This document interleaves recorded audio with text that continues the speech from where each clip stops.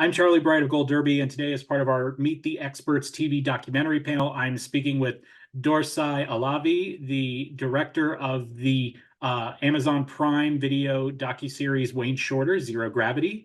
First question I wanted to ask you is, how did you decide to frame this docuseries, and what was the journey that led you to that decision?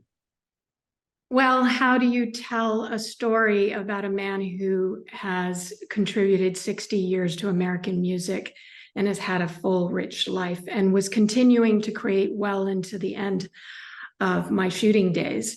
And my long relationship with Wayne Shorter of 3 decades, I had personal insight into his life. And when I started the documentary, I really didn't know where I was going to go with it. I was just going to let my subject lead me. And Wayne just kept surprising me. I just couldn't believe the amount of the body of work he was creating, the influence he had on so many musicians. So I originally set out to do it as a feature. And then what happened is I kept shooting, and more information kept coming through. And I realized that, I had this responsibility to capture the full breadth of his life. And so I decided to do it in 3 portals. And I call them portals because the audience is transported into 3 pivotal periods of his life that were influential to him and to others in music, but also his personal life. So I felt originally I had 4 hours, and I showed it to a friend. He's like, okay, I think, you could trim this down. Less is more, shooting, you don't have to tell everything. And so we finally landed on this 3-hour cut. It could be a feature in 3 parts, but it really turned out to be the best format was as a limited series. And we're so happy that Amazon embraced it. And that's how it came to be. That actually answers my second question about why did you choose the term portal. The other thing so I'm curious as to how did you first become familiar with Wayne Shorter's music, and then how did you become familiar with him as a person, and what was your reaction to hearing his music for the first time? Well, it's interesting. I listened to jazz, but I didn't know that I was listening to Wayne Shorter because Wayne Shorter played with Miles Davis. He played with Art Blakey. So I was familiar with the jazz standards and I was listening to it often, but had no idea that Wayne Shorter had written some of those compositions. So I was a music video director at the time, and my agent called me and said, hey, we want you to direct a music video for Verve Records. It's on the jazz legend Wayne Shorter. And I went, Wayne Shorter, who's that? And I started doing research, and I went, wow, he is so influential. And why do I not know about him?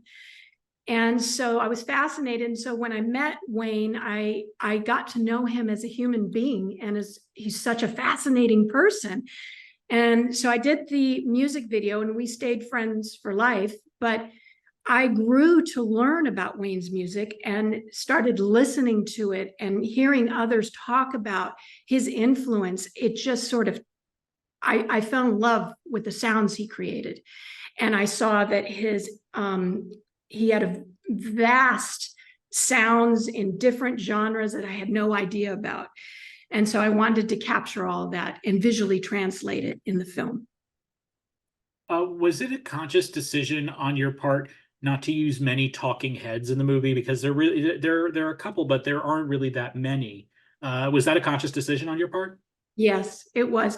I wanted people to experience his music, not hear about it, because that actually, I didn't want it to be so academic, and I didn't really want to just talk about the music, because that's how Wayne was. He didn't want to talk about the music. He wanted you to experience it firsthand.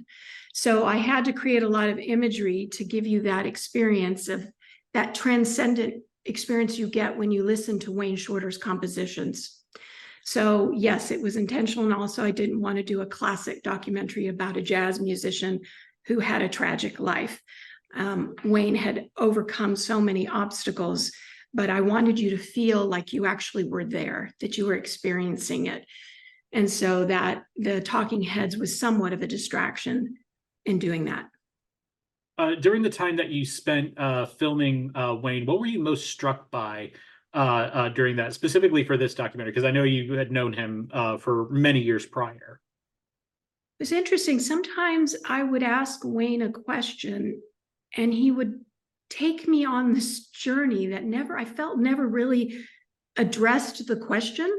And I kept thinking, did he actually answer that? But it was so fascinating, the journey he was taking me on with the stories he was telling. It wasn't until later that I realized that he had answered the question, but the answer was so profound that I actually didn't grasp it in the moment.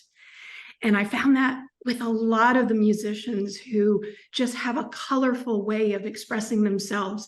And it was really refreshing not to have, okay, he told me the story of his life, here's the answer to this.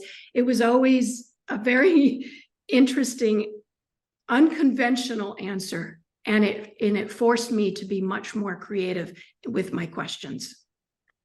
I know that Wayne passed away in, I believe it was 2022.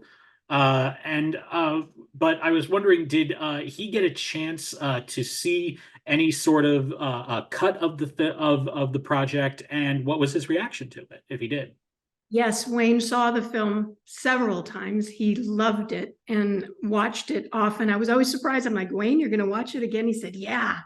So he loved it. I think that he felt that I had captured his imagination and his love for many things like movies and science fiction, but also the spiritual and humanistic aspects of his life.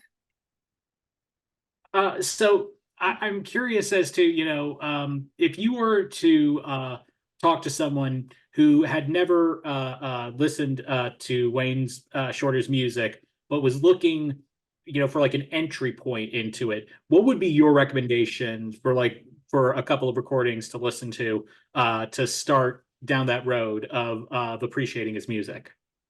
Well, I love Speak No Evil. I love Speak No Evil. I love Infant Eyes. Those are his earlier works, but they just have something very special, and they're so complex, but yet so tangible. I think it's easier to enter Wayne's composed, music cues rather than his improvised. And then you can slowly graduate into the more improvised pieces that he does with his orchestra, which are amazing.